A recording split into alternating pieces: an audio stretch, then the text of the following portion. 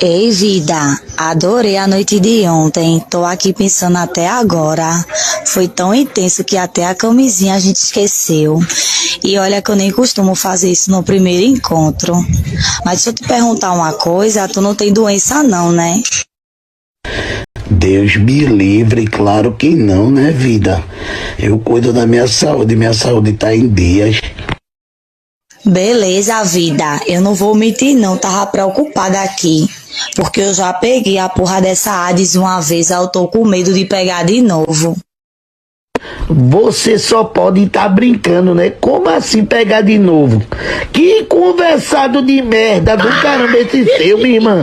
Só não vou na sua casa agora porque nem minhas pernas eu tô sentindo mais. Quer me tirar, é? Eu sou pilantra, é? Eu sou comédia, é? Aí você me fode, vida.